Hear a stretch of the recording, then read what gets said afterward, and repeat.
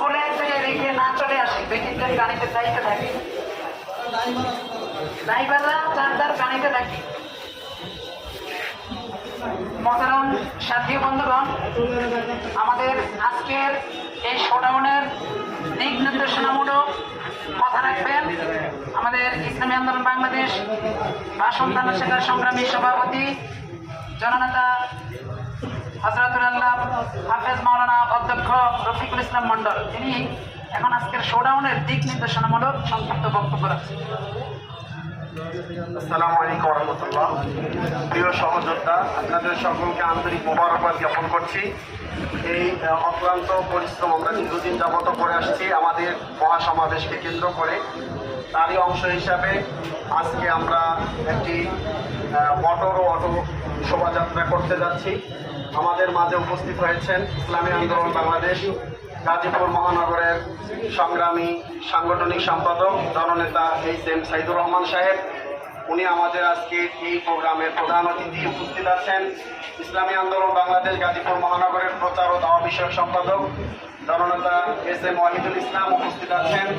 ইসলামী আন্দোলন বাংলাদেশ গাজীপুর মহানগরের সহ দপ্তর সম্পাদক জননেতা এইচ.এম. নুরুল আমিন উপস্থিত আছেন। বিভিন্ন সংগঠনের দায়িত্বশীলগণ, সকলকে আন্তরিক মোবারকবাদ জ্ঞাপন করছি। আবারও আপনারা জানেন আমরা আগামীকালকে সমাবেশে যাব। সেই সমাবেশে আমাদের ব্যাপক প্রস্তুতি রয়েছে ইনশাল্লাহ। আমরা তারই অংশ হিসেবে সর্বশেষ আমরা তো যাব, আমাদের সাথে অনেকেই যেতে পারবে না। এজন্য আমরা চাচ্ছিলাম যে আমরা যদি গ্রাম মহল্লায় আমাদের এই যাওয়া থেকে যদি আমরা জানান দেই, গোপনে গোপনে না যেয়ে। সোহরাওয়ার্দী উদ্যানে আমরা ইতিপূর্বে একাধিকবার গিয়েছি, কল্পনে গিয়েছি, কিন্তু আমরা যে গিয়েছি আমাদের পাশের বাড়ির লোকই অনেক সময় জানতো না।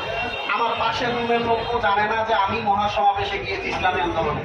তাই আমরা চাচ্ছিলাম আগামীকালকে তো আমরা যাবই, সর্বোচ্চ কোরবানির নজির আমরা স্থাপন করবই। তবে আমরা যে যাচ্ছি গাজীপুর মহানগরের বিশেষ করে বাসন, আমাদের যে অঞ্চলগুলো রয়েছে সদর মেট্রো সহ আমাদের শালনা সহ আশেপাশে, আমরা অন্তত পক্ষে একটি জানান দিয়ে যাই যে আগামীকালকে আমরা সমাবেশে যাচ্ছি ইনশাআল্লাহ। কিসের সমাবেশ, কি দাবি, এগুলা মানুষ আমাদের থেকে জানুক। যদি যেতে নাও পারে তবুও জানুক, আমাদের সাথে সহমত পোষণ করবে বলে আমরা আশা রাখি। এই জন্য আমাদের এই সমাবেশ আমরা এখনই আমাদের প্রধান অতিথির অনুমতিক্রমে আমরা বের হব। আমি সংক্ষেপে নির্দেশনা আপনাদের একটা পরিকল্পনা করছি। আমরা এখান থেকে বের হয়ে আমরা এই যে সরকার বাড়ির যে রাস্তাটা রাওয়াল কলেজের অপোজিটে, অর্থাৎ সামনে তো আমরা থাকবোই, আমাদেরকে ফলো করবেন। তাও সংক্ষেপে বলি, এই দিক দিয়ে ঢুকে আমরা এই ভোগরা যে রাস্তাটা রয়েছে, ভোগরার সভাপতি সাহেবের এই যে বাজার দিয়ে বের হয়ে আমরা নাওজোরে